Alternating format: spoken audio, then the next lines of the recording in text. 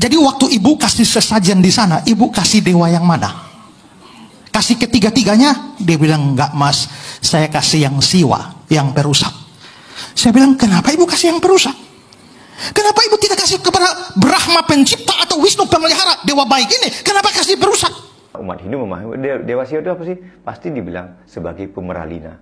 Kata pemeralina tidak bisa kemudian serta-merta diterjemahkan sebagai perusak. Karena sesungguhnya maknawinya adalah pensucian, peleburan, dan pemurnian sebenarnya. Maka saya berharap kemudian untuk tidak terlalu sangat mudah membuat tafsiran, apalagi tafsiran tentang keyakinan orang lain.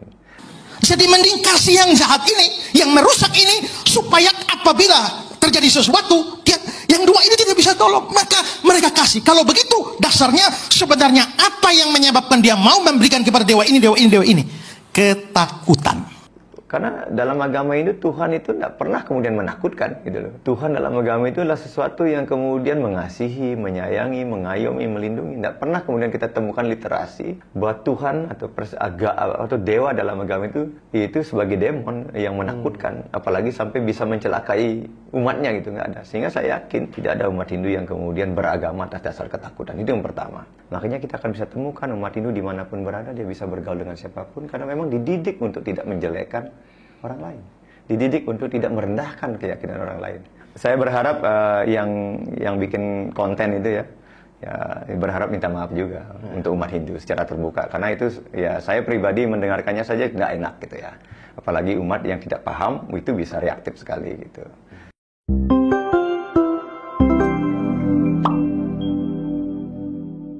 Om Swastiastu. Om Swastiastu. Rahayu pemirsa Hindu Channel.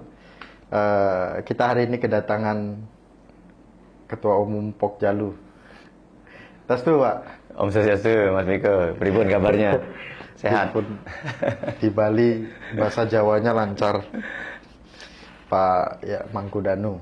Narasumber kita hari ini tentu ini adalah peran dari penyuluh di seluruh Indonesia ketika kita bisa memberikan literasi yang sesuai dengan yang dibutuhkan oleh umat Hindu di seluruh Indonesia. Namun di media sosial akhir-akhir ini beredar video yang menjelaskan, yang menyampaikan terkait dengan narasi yang berkaitan dengan dewa, berkaitan dengan sajen. Kenapa ini masih sering terjadi? Saya yakin ini adalah ketidakpahaman dari saudara kita yang menyampaikan. Mari kita simak videonya sebelum kita meminta pemahaman atau penjelasan dari Mangkudanu, Pak Mangkudanu. Kita simak videonya. Saya pernah tinggal di Bali, rumah kontrakan. Di rumah itu ada altar untuk pasang sesajen. Setiap waktu tertentu, maka pemilik rumah datang dan kasih sesajen di sana. Lalu satu hari saya ngajak ngobrol. Bu, setahu saya di dalam agama ibu ada banyak dewa. Tapi ada dewa yang terkenal, tertinggi itu ada dewa Brahma. Lalu ada dewa Wisnu, ada dewa Siwa. Brahma pencipta, Wisnu pemelihara, Siwa perusak. Jadi waktu ibu kasih sesajen di sana, ibu kasih dewa yang mana? Kasih ketiga-tiganya? Dia bilang, enggak mas, saya kasih yang siwa, yang perusak. Saya bilang, kenapa ibu kasih yang perusak? Kenapa ibu tidak kasih kepada Brahma pencipta atau Wisnu pemelihara, dewa baik ini? Kenapa kasih perusak? Lalu dia bilang, mas, Brahma dan Wisnu nggak usah dikasih, mereka memang sudah baik. Maka mereka nggak apa-apaan kita. Tapi yang satu ini, kalau nggak dikasih terus dia ngamuk, yang dua yang lain pun tidak bisa tolong kita. Jadi mending kasih yang jahat ini, yang merusak ini, supaya apabila terjadi sesuatu, yang dua ini tidak bisa tolong, maka mereka kasih. Kalau begitu, dasarnya sebenarnya apa yang menyebabkan dia mau memberikan kepada dewa ini, dewa ini, dewa ini? Ketakutan. Maka di dalam banyak konsep agama lain, kita bisa melihat orang mendekati Tuhan. Nah, pemirsa Hindu Channel, itu kita sudah menyimak bersama bagaimana Mangkudanu melihat penjelasan dari video yang kita sudah sampaikan. Sebenarnya saya apresiasi loh orang di luar dari Hindu Perhatian itu ya. Perhatian dengan Hindu. Sudah tahu dewa-dewa Hindu. Namun ada beberapa hal, salah satunya yang disebutkan adalah dewa, sesajen, altar, dan rasa ketakutan Hindu. Kita mohon penjelasan yang pertama terkait dengan altar dan sesajen. Ini Baik. pelan-pelan Pak.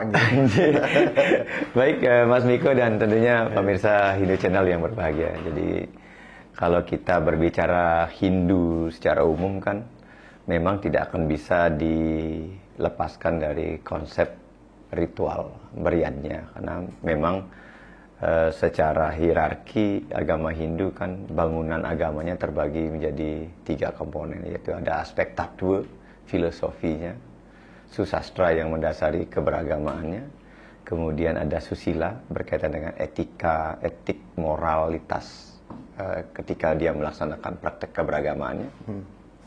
Dan yang ketiga adalah upakara atau ritual atau praktek beragama. Nah, kalau kita berbicara sesajen atau altar berarti domainnya ada di dalam tataran praktek beragama.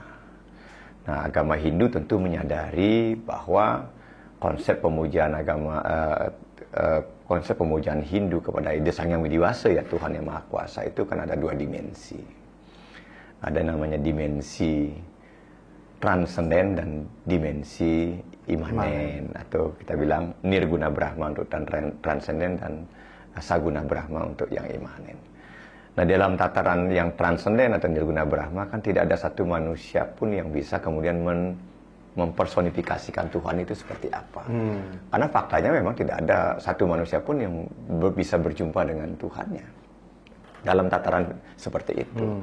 Nah, namun demikian sebagai rasa bakti, sebagai rasa syukurnya ya, manusia ini kepada Tuhan yang dia yakini, Ida Sang Yang Widiwasa yakini, sehingga saya bilang derajat kesucian, kemahaan Tuhan itulah kemudian ya diturunkan agar kemudian sesuai dengan jangkauan pikiran dan akal manusia. Nah, pada saat itulah kemudian Tuhan akan menjadi saguna Brahma, memiliki sifat maha bersih, maha suci, maha bercahaya, maha besar, dan lain-lain sebagainya. Semua sifat itu. Nah, Tuhan tentu dalam posisi agama Hindu menempatkan Tuhan itu sebagai sesuatu yang supreme, sesuatu yang tertinggi, yang termulia. Maka ketika dia melakukan pemujaan, maka dia perlu tempat khusus, kan begitu, Mas. Nah, tempat khusus ini bisa berupa altar pemujaan, ya dalam bahasa orang Hindu di Bali namanya pelangkiran, mungkin di Jawa namanya pendaringan, atau langgatan kalau dalam bahasa Jawa kunonya, atau mungkin tempat sembahyang, ruangan tempat untuk mereka melakukan persembahyaan khusus, apapun namanya. Ya, kalau di luar rumah mungkin ada sanggah, ada merajan, kan begitu. Tapi kalau kita rumah kos-kosan misalnya, dalam kamarnya, ya ada pelangkiran namanya. Kita sebutlah pelangkiran. Nah, pelangkiran tentu adalah sebuah media yang digunakan oleh umat Hindu untuk mengungkapkan ya keluh kesahnya kepada Ida Sang Yang Widiwasa. Itu pertama. Jadi ada altar itu. Jadi setiap umat Hindu dimanapun berada pasti dia akan memiliki altar pemujaan, kita sebut pelangkiran. Mengapa demikian? Karena umat Hindu tidak akan pernah melepaskan dirinya dari konsep mandala. Dimanapun dia tinggal, konsep mandala itulah konsep keseimbangan antara kepala, badan, dan kaki. Kepalanya itu kalau dalam satu rumah ada merajan, ada sanggah atau ada pelangkiran, badannya itu berarti tempat tinggalnya dia, dan kakinya pasti ada halaman. Itulah konsep keseimbangan kosmologi Hindu atau konsep mandala dalam Hindu. Maka setidak-tidaknya umat Hindu dimanapun dia berada, dia akan memiliki tempat khusus untuk memuliakan Tuhan. Kita sebut sebagai apalah tadi bilang, katanya altar pemujaan, oke kita terima. Kita sebut pelangkiran, oke kita terima. Kita sebut kamar suci juga, kita nggak ada masalah. Yang penting ada tempat khusus yang kita akan gunakan untuk memuliakan beliau yang kita muliakan, yang kita sucikan. Nah, kemudian berikutnya apa? Umat Hindu menyadari bahwa kehidupan manusia di dunia ini oleh Ida Sang Yang Widiwasa, oleh Tuhan Yang Maha Kuasa, tidak langsung drivingnya langsung Tuhan ngasih ini, kan gitu. Tidak Tuhan yang langsung ngasih sesuatu, tapi melalui alam semesta. Tuhan ciptakanlah alam semesta ini beserta isinya, yang kemudian salah satu penghuninya adalah kita sebagai manusia yang diberikan kelebihan oleh Tuhan berupa wiweka dan winaya atau akal dan budi itu untuk bisa berkarma mengolah kehidupan ini, kan begitu. Nah, sebagai bentuk rasa syukurnya, karena manusia Hindu yakin percaya bahwa hidupnya dibantu oleh alam semesta. Apa yang kita makan, apa yang kita minum, apa yang kita nikmati, dan lain sebagainya. Sehingga satu-satunya media yang dia gunakan untuk mensyukuri anugerah Tuhan adalah alam. Inilah yang dia olah oleh manusia Hindu melalui estetika, melalui etika beragama. Muncullah seni sesajen, muncullah seni bangunan, dan lain sebagainya. Jadi sesajen ini sesungguhnya mengapa bahan-bahannya adalah bahan-bahan yang diambil dari alam? Karena itu yang memberikan penghidupan kepada manusia Hindu, alam semesta. Jadi Tuhan hadir memberikan kehidupan kepada manusia Hindu melalui alam yang ada. Melalui alamlah manusia Hindu bersyukur kepada Tuhannya. Muncullah konsep kita kata sesajen. Kata sesajen itu seajian, berarti ilmu. Ilmu pengetahuan tentang bagaimana dia bisa berkomunikasi dengan alam semesta. Karena umat Hindu juga percaya bahwa Tuhanlah menjadi penguasa daripada alam semesta ini. Dikatakan bahwa Wiswa Wirat Swarupa, seluruh alam semesta ini sesungguhnya adalah perwujudan kosmik dari Tuhan itu sendiri. Dan Iswara Sarwa Bhutanam, Tuhan meresapi semua entitas yang ada, baik yang bergerak maupun tidak bergerak. Sesungguhnya apa yang ada di alam semesta ini sesungguhnya adalah kenampakan, personifikasi, kemahakuasaan dari Tuhan itu sendiri. Dan kita yakin semua agama mungkin akan percaya bahwa Tuhan ada di mana-mana. Ya enggak? Tuhan ada di mana-mana. Ya termasuk juga ada di altar pemujaan, ada di pohon, ada di kontrakan, ada di batu. Bahkan disebutkan, dimanapun namaku disebut, aku ada di sana. Karena Tuhan tidak pernah bisa dibatasi. Jadi bisa jadi Tuhan itu memang ada di tempat kontrakan, di tempat pendaringan, di tempat pelangkiran, ada di sanggar pemujaan atau di altar pemujaan. Jadi sesajen itu adalah media bagi umat Hindu untuk mengungkapkan ungkapan rasa syukurnya atas karunia Tuhan karena Sang Hyang Widi Wasa melalui alam yang memberikan penghidupan kepada umat Hindu. Gitu sebenarnya. Jadi sesajen ini bukan karena dia Tuhan itu perlu makan, Mas, gitu loh. Ya, bukan hanya Tuhan yang itu Sang Hyang Widi Wasa itu memerlukan makanan dari manusia untuk dia disembah, kemudian apalagi dasarnya karena ketakutan, enggak. Tapi semata-mata karena rasa syukur. Pak Mangkudanu, ini kan yang menarik adalah sebenarnya kita harus pelan-pelan ya Pak, yang menjelaskan betul. Kepada umat Hindu kita dan bahkan kepada saudara kita yang barusan kita lihat videonya, semoga beliau menyaksikan video. Kemudian yang sangat, ini persepsi dari Hindu Channel dulu, yang sangat disayangkan adalah kita sebagai pemuka agama, bagaimana kita bisa memberikan pemahaman ajaran-ajaran agama kepada umatnya, ajaran yang kita sedang jalani, yang sedang yakin, sehingga itu lebih tidak dicampur adukkan. Jika ini di tempat umum disampaikan, di tempat keyakinan yang sama itu disampaikan keyakinan orang lain, ini kan sangat disayangkan. Namun saya yakin Pak Mangkudanu sangat bijak dalam menjelaskan sesuatu ajaran Hindu. Hari ini kita tuntut lagi adalah bagaimana kita memahami Trimurti. Artinya tadi kan disebutkan yang sangat menonjol sekali adalah Dewa Siwa. Itu adalah yang dewa yang jahat seperti itu. Perusak bahkan dibilang. Perusak gitu kan. Nah, ini kan sangat miris sekali ya kita melihat pemuka agama bisa menjelaskan yang begitu jauh itu, yang menurut saya umat Hindu juga pasti akan menanyakan ada apa kamu dengan umat Hindu gitu. Betul. Nah, tapi bagaimana Pak Mangkudanu menjelaskan ini terkait dengan dewa? Baik, Mas Miko dan tentunya penonton Hindu Channel yang berbahagia. Jadi kalau ini kita kan perspektifnya ada dua, jadi ya perspektif kita sebagai umat Hindu. Jadi kalau dalam agama Hindu kita tidak pernah mempersoalkan itu Trimurti kan, karena memang kita yakini itu yang pertama. Jadi Trimurti dalam perspektif agama Hindu adalah bukan dewa yang tertinggi mungkin ya, karena semua dewa itu sebenarnya equal, semua ista dewata gitu, semua dewata itu sebenarnya sama posisinya. Tidak ada kemudian dewa yang lebih rendah, ada dewa yang lebih tinggi.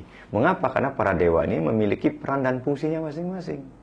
Contoh sebenarnya sesungguhnya dia ya Sang Hyang Widi Wasa juga gitu, cuman mengambil peran yang berbeda, sama dengan Mas Miko sekarang. Mungkin hari ini Mas Miko adalah sebagai penanggung jawab di Hindu Channel.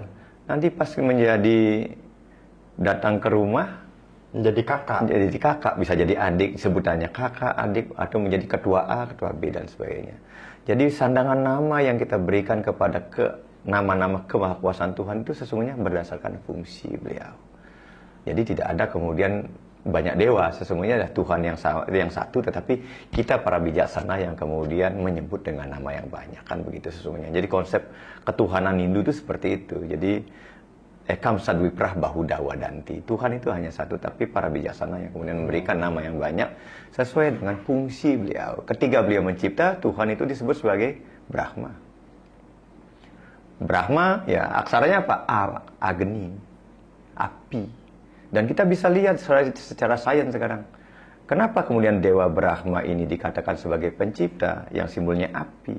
Setiap kehidupan yang ada di dunia ini semuanya bersumber dari api. Kita, Mas Miko, saya, semuanya berasal dari api, Mas. Api asmara yang menciptakan kita. Api asmara orang tua kita. Api, Mas. Kama yang menciptakan kita. Keinginan yang menciptakan. Nah, itu simbol Brahma. Gitu. Wisnu sebagai pemelihara. Ketika Tuhan sebagai pemelihara, beliau diberi gelar sebagai Wisnu. Nah, yang ketiga, ketika misalnya alam ini harus dimurnikan. Karena konsep Hindu percaya, kita mengenal dengan konsep trikona. Utpatti, Stiti, dan Pralina. Nah, trikona ini berbicara apa? Trikona ini berbicara bahwa setiap entitas yang ada di dunia ini, yang tercipta atau yang berkondisi, maka dia tidak akan pernah luput dari trikona ini. Lahir, hidup, dan mati. Lahir berarti Dewa Brahma yang berkarya di sana. Tuhan sebagai Dewa Brahma yang meng-create, lahir, tercipta, menciptakan. Kemudian ketika dia tercipta, kemudian dia hidup. Lahir, hidup. Berarti dia mengalami penghidupan mulai dari masa anak, remaja, dewasa, tua. Nah, inilah kemudian peran daripada Dewa Wisnu, Ide Sang Hyang Diwasa dalam prabawanya atau personifikasinya sebagai Dewa Wisnu untuk merawat dan memeliharanya. Tapi kemudian ada masa bahwa setiap yang tercipta ini harus kembali. Itu kita sebut sebagai pralina. Nah, pralinilah kemudian peran dari Dewa Siwa atau Tuhan dalam personifikasinya sebagai Siwa, sebagai pemurni.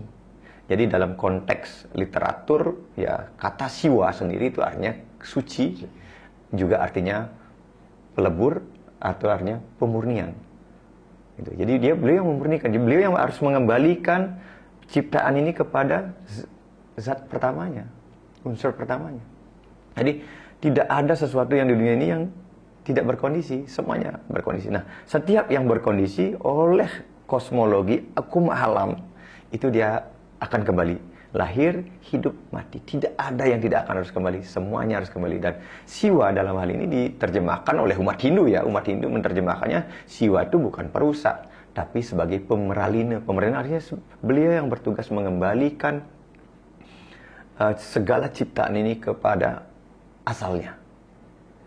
Nah, asal ini kan Tuhan, Ide Sang Diwasa yang Maha Suci. Maka kesucian hanya akan bisa didekati oleh yang suci. Itulah sebabnya kemudian Siwa itu disebut sebagai aspek pensucian. Itu aspek pensucian. Nah, ketika ada aspek pensucian, setiap makhluk hidup ini dia berkarma, pasti ada baik dan buruk, maka dia perlu peleburan. Apa yang dilebur? Karma buruknya yang dilebur. Ada pensucian di sana. Makanya inilah yang kemudian sering diterjemahkan oleh Indolog Barat gitu ya. Maaf ini saya cerita sedikit. Kata pralaina ini kemudian diterjemahkan ke dalam bahasa Inggris karena tidak ketemu padanannya menjadi destroyer. Barangkali mungkin destroyer inilah kemudian terjemahkan ke bahasa Indonesia menjadi perusak tadi gitu. Padahal kata pralina itu artinya pensucian, kemudian dia mengembalikan kepada esensi yang sesungguhnya gitu. Jadi bukan merusak, Mas. Artinya memang korban Google. Ya, korban Google. Korban Google, kemudian saya kira literaturnya nggak komplit, itu aja. Literaturnya nggak komplit. Artinya kalau bahasa anak sekarang, ya belajarnya kurang jauh. Gitu. Tapi sudah berani memberikan argumen, memberikan tafsir kepada keyakinan orang lain. Nah, ini yang berbahaya sebenarnya. Gitu. Pak Mangkudanu, ini sebenarnya berlebihan nggak sih ceritanya? Ya, walaupun saya pertanyaannya ke arah sana. Di skenario cerita di apa yang disampaikan oleh beliau ini adalah ada umat Hindu yang ditanya, kemudian dijawablah oleh ibunya bahwa yang baik-baik ini udah nggak perlu dikasih saja. Jadi yang pelebur saja yang dikasih, yang bahasanya itu jahat aja yang dikasih. Sehingga nanti nggak Karena diganggu. yang dua ini kan udah baik gitu. Yang jahat ini supaya baik sama kita. Masa ada orang Hindu yang seperti itu bercerita? Saya takutnya ini kan bisa aja fiksi ya, karangan pikirannya sendiri gitu kan. Ya kalau memang mau jujur, kalau mau clear gitu ya bolehlah nanti kita undang, kita tunjukkan siapa sih ibu yang ngomong itu gitu.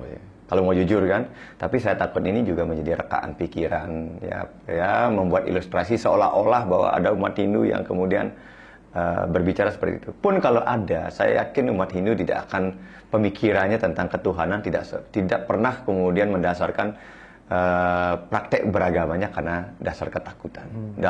Saya yakin umat Hindu tidak ada yang takut dengan dewa pujaannya, apalagi dengan sang dewa, tidak akan pernah ada takut. Saya takutnya ini, saya khawatir justru inilah tafsir yang bersangkutan. Jadi untuk memberikan tafsir tersendiri, itu karena mungkin ngambil dewa Siwa itu pralina artinya destroyer artinya perusak. Dan saya kira narasi ini sudah pernah terjadi juga di beberapa waktu yang lalu karena dia menerjemahkan itu dari hasil translasi berbahasa Inggris. Dan ini juga memang sengaja dibuat oleh indolog barat untuk mendiskriminasi Hindu pada saat itu. Nah, bagaimana Pak Mangkudanu memberikan pemahaman ke kita, pemahaman dasar bahwa umat Hindu itu tidak ada arah sebagai umat Hindu adalah menjalankan keyakinannya karena ketakutan.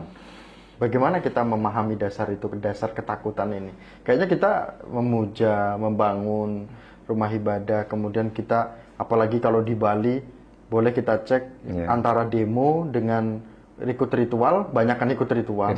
Betul. Ya, apakah kita takut dengan Tuhan? Apakah kita tidak takut dengan pemerintah atau bagaimana kan? Jadi saya kira gini, jadi sepanjang perjalanan pengamatan saya dengan umat Hindu gitu kan. Jadi saya yakin umat Hindu tidak pernah beragama dalam suasana ketakutan. Umat Hindu selalu melaksanakan ajaran agamanya dengan penuh rasa bakti, karena itu dasarnya. Jadi dasar kita beragama itu ada 5 Mas di Hindu. Kan ada Pancasrada. Kita punya 5 keyakinan kok. Yakin dengan adanya Tuhan, ngapain harus takut dengan Tuhan? Jadi istilahnya, karena dalam agama ini Tuhan itu tidak pernah kemudian menakutkan gitu loh.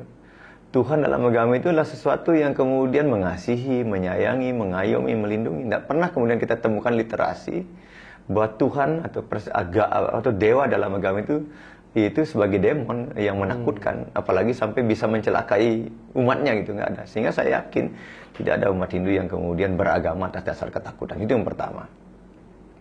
Kemudian yang kedua, saya kira bahwa ketika kita praktek beragama yang menjadi dasar umat Hindu beragama kan ada 5 aspek. Yang pertama itu serada, keyakinan. Jadi umat Hindu yakin bahwa Tuhan dengan segala manifestasi beliau, dengan segala kemahakuasaan beliau itu sama. Tidak ada kemudian dewa yang lebih tinggi atau dewa yang lebih rendah atau dewa yang kemudian baik maupun buruk. Ini saya bisa petikan dari satu mantra, bahwa ada petikan mantra yang bunyinya seperti ini Mas. Bukti mukti wara pradam. Bahwa siapapun yang dipuja, bukti mukti wara pradam.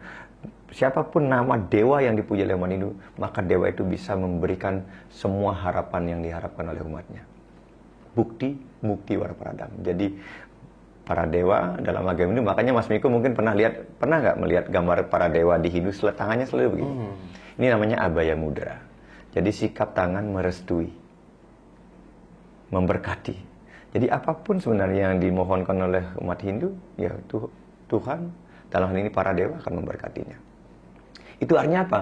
Tuhan itu maha pengasih, para dewa itu maha pengasih. Tidak pernah kemudian menakutkan gitu dan sebagainya. Itu yang kedua. Nah, dasar yang pertama Mas saya kata tadi bahwa umat Hindu memuja Tuhan, itu atas dasarnya keyakinan, serada. Itu pertama. Yang kedua, dasar umat Hindu memuja Tuhan itu rasa bakti. Nah, rasa bakti ini di dalamnya apa? Rasa cinta. Cinta kepada Tuhan. Rasa bakti ini ada rasa syukur di sana, ada pengorbanan di sana, ada kecintaan di sana, gitu. Itu rasa bakti. Jadi bukan hanya fisik, tapi itu totality, gitu.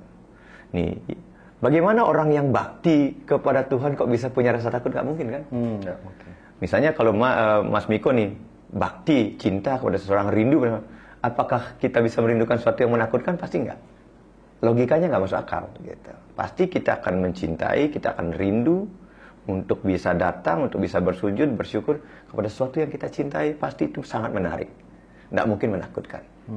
Itu logikanya nggak masuk akal. Kemudian yang ketiga, saya yakin umat Hindu melakukan pemuliaan kepada desa dewasa, para dewa itu sebagai bentuk proses pendisiplinan diri.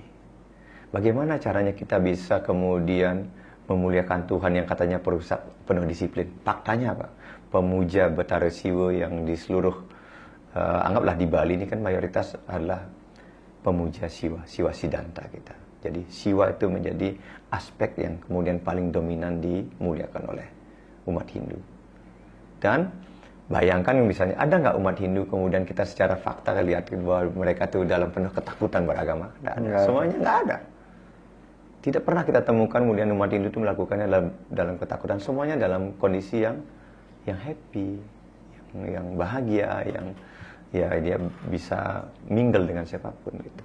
Nah ini yang ketiga. Yang keempat, umat Hindu mendasarkan praktek beragamanya ada namanya canda. Canda itu artinya mereka melakukan dengan penuh sukacita, dengan penuh ritme yang dinamis.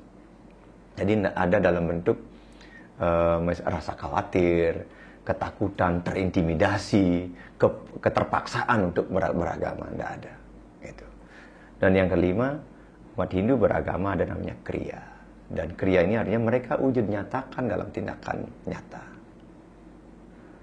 Tidak saja dalam proses pada saat memuja Tuhan, tapi dalam keseharian. Makanya kita akan bisa temukan umat Hindu dimanapun berada, dia bisa bergaul dengan siapapun, karena memang dididik untuk tidak menjelekkan orang lain. Dididik untuk tidak merendahkan keyakinan orang lain. Ini jelas, jadi orang kita nggak meyakini kok, ngapain kita harus mencampuri keyakinan orang lain, gitu. Sementara keyakinan kita sendiri pun belum tentu kita pahami dengan baik. Nah, umat Hindu dididik untuk seperti ini, untuk kriya, melakoni kehidupannya dengan penuh welas asih, dengan penuh kesantunan. Makanya jarang kita ketemu dengan orang Hindu yang kemudian ya dengan penuh semangat kemudian merendahkan keyakinan orang lain. Pun kalau ada, saya itu persentasenya sangat-sangat kecil sekali. Kenapa? Karena meyakini orang ngajarnya sendiri aja belum selesai dilakukan kok. Ya, ngapain ngurusin keyakinan orang lain, kan itu yang mendasari. Nah, saya kira ini yang kemudian saya ingin jelaskan kepada kita semua. Saya memiliki keyakinan bahwa umat Hindu yang mempraktekkan agamanya bukan karena takut terhadap dewa yang tanda petik itu dikonotasikan sebagai dewa perusak gitu. Ya, pun kalau misalnya umat Hindu memahami dewa Siwa itu apa sih? Pasti dibilang sebagai pemeralina. Kata pemeralina tidak bisa kemudian serta-merta diterjemahkan sebagai perusak. Karena sesungguhnya maknawinya adalah pensucian, peleburan, dan pemurnian sebenarnya. Itu. Mengapa perlu dimurnikan? Yaitu karena kita harus ketemu dengan yang esensi asal kita. Beliau maha suci, maka hanya yang suci yang bisa berjumpa dengan beliau. Di sanalah ada proses yang namanya ya pemurnian, pensucian, dan kata Siwa sendiri hanya kesucian. Gitu Mas Miko. Berarti kalau ibaratkan nanti saya untuk ketemu orang suci yang apa namanya yang kita tonton tadi, jadi aku harus melalui kontak nomor yang kenal sama beliau. Betul. Ya, jadi baru nanti ketemu orang suci itu. Betul. Makanya di Bali kan ada ide pedandu itu dibilang Siwa. Oh, saya mesiwa ke sana. Karena Siwa itu artinya tempat orang untuk mendapatkan pensucian. Makanya sulingnya itu disebut dengan Siwa. Gitu. Jadi nggak pernah kata nanti bisa pedanda Siwa bisa komplain kok di Siwa dibilang perusak, karena dalam literatur saya nggak pernah ketemu Siwa itu sebagai perusak gitu loh. Karena Siwa itu artinya pesucian. Makanya saya katakan kembali lagi di Bali itu sulingnya kita sebut dengan Siwa. Gitu. Berarti itu tempat umat untuk mendapatkan pensucian diri. Pak Mangkudano, kita sudah tangkap semua apa yang disampaikan sebagai umat Hindu yang menjelaskan tentang pemahaman Dewa Wisnu, Dewa Brahma. Siwa, Dewa Brahma, kita sudah sama-sama mendengarkan, dan bahkan umat Hindu tidak memiliki rasa ketakutan sama sekali dalam menjalani keyakinannya. Nah, namun Pak Mangkudanu, niki terakhir, bagaimana kita sebagai terutama Pak Mangkudanu sebagai penyuluh memberikan pemahaman kepada umat Hindu kita secara mendasar, memahami tentang yang kita diskusikan ini, kemudian untuk saudara kita yang di luar dari keyakinan Hindu, karena jangan sampai terutama yang di luar dari keyakinan Hindu ini, bahkan Hindu pun tidak pernah menjelaskan keyakinan orang lain untuk dijelaskan di pura, untuk dijelaskan di seminar-seminar. Sepertinya saya melihat orang Hindu tidak ada. Nah, bagaimana Pak Mangkudanu bisa memberikan pemahaman ke dua audiens kita ini, orang Hindunya dan bahkan di luar dari Hindu seperti itu. Yang pertama mungkin untuk kita sebagai umat Hindu ya, tentu kita terus harus belajar ya, memperluas cakrawala literasi kita, kemudian banyak bacaan yang kita bisa baca terkait dengan literasi kehinduan untuk menambah sraddha dan bakti kita kepada Desa Sang Hyang Widi Wasa. Itu yang pertama. Yang kedua, untuk umat Hindu juga saya berharap bahwa ya walaupun ada ya konten-konten seperti ini tidak perlu juga ditanggapi dengan sangat reaktif begitu ya. Pun yang terpenting adalah bagaimana apa yang kita lakukan itu adalah ya itu yang kemudian membuat umat Hindu merasa lebih tenang, lebih damai, kita lakukan itu. Jadi kita beragama ini kan tujuannya untuk mencari ketenangan, kedamaian dan kebahagiaan. Bagaimana nanti kalau beragama justru menimbulkan friksi, menimbulkan perdebatan, pertentangan, apalagi menimbulkan permusuhan, berarti aplikasi beragama kita sudah jauh melenceng dari konsep yang sesungguhnya itu. Nah, saya kira itu. Jadi untuk umat Hindu saya kira ya kita perlu menahan diri, ya tidak terpancing dengan konten-konten yang seperti ini. Saya kira itu. Kemudian yang berikutnya untuk ya, saudara-saudara saya yang beragama lain, tentu saya mengajak bahwa karena kita hidup di Indonesia, ya, hidup yang sangat heterogen, tidak saja keyakinannya yang banyak, tapi juga adat istiadat, tradisi, budaya, dan sebagainya. Maka saya berharap kemudian untuk tidak terlalu sangat mudah membuat tafsiran, apalagi tafsiran tentang keyakinan orang lain. Mengapa demikian? Karena ini tentu akan sangat berbahaya, bisa saja ini menjadi menjadi salah satu trigger yang merusak tatanan kehidupan kita yang sudah rukun dan sebagainya. Itu yang pertama. Yang kedua, ya kalau ada misalnya tokoh agama menafsirkan agama orang lain, kemudian disampaikan kepada jemaatnya atau pada umatnya begitu kan. Ini kan juga sama dengan kita memberikan literasi yang tidak benar juga kepada umat kita. Padahal mungkin barangkali bisa jadi umatnya itu bertetangga gitu misalnya kan. Dia bertetangga, dia baik-baik saja, tiba-tiba dengerin ceramah seperti itu, akhirnya mereka hubungan kekerabatan mereka, hubungan keluargaan mereka, hubungan ketetanggaan mereka jadi renggang hanya gara-gara kemudian mempercayai ya narasi-narasi yang tidak bersumber, tidak valid, apalagi lebih mementingkan ya agar lebih terkenal, dianggap berpendidikan, dianggap intelek, apalagi dengan menggunakan narasi-narasi yang sifatnya satir. Saya berharap tidak ada lagi tokoh-tokoh agama ya untuk melakukan tindakan-tindakan itu, apalagi kemudian ya membandingkan. Kita kan begitu Mas. Jadi kalau orang Hindu itu diajak ya jangan pernah mengukur baju diri sendiri di badan orang lain. Itu poinnya itu. Itu dalam Mas. Jadi jangan pernah mengukur baju kita pada badan orang lain. Jadi tentang keyakinan, ya yakini, tapi jangan kemudian mengukur keyakinan kita dengan keyakinan orang lain. Karena kita nggak melakoninya gitu. Ini penting. Jadi saya kira ya siapapun ya yang menonton tayangan ini Channel, saya mengajak, ayo kita jaga Indonesia yang heterogen, yang beragam, yang damai ini dengan narasi-narasi yang kemudian tidak membenturkan. Gitu. Saya takutnya nanti ada orang Hindu juga berperilaku yang sama, kan bisa runyam kita. Ya. Gitu. Itu kan bisa runyam kita. Saya kira itu ya. Jadi saya berharap yang bikin konten itu ya, ya berharap minta maaf juga untuk umat Hindu secara terbuka, karena itu ya saya pribadi mendengarkannya saja tidak enak gitu ya, apalagi umat yang tidak paham itu bisa reaktif sekali gitu. Saya berharap yang punya konten itu untuk bisa mengklarifikasinya. Itu aja Mas Miko. Suksema. Suksema Pak Mangkudanu, tidak salah kita berusaha menghubungi kembali Ketum Pokjalu, Ketua Umum Pokjalu kita, dan pemirsa Hindu Channel, dan juga yang tadi muncul di video ini sangat dalam sekali tadi ketika Anda berbuat baik di lingkungan, Anda sudah bertumbuh kembang di lingkungan, tiba-tiba Anda melakukan statement yang melukai orang, akhirnya berdampak di lingkungan, saudara, bahkan keluarga kita sendiri.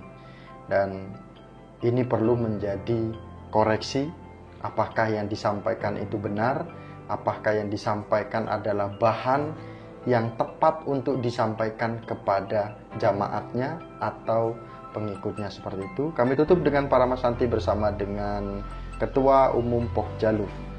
Paramasanti, Om Santi Santi Santi. Oh, Suksema. terima kasih Mas Miko. Rahayu. Rahayu.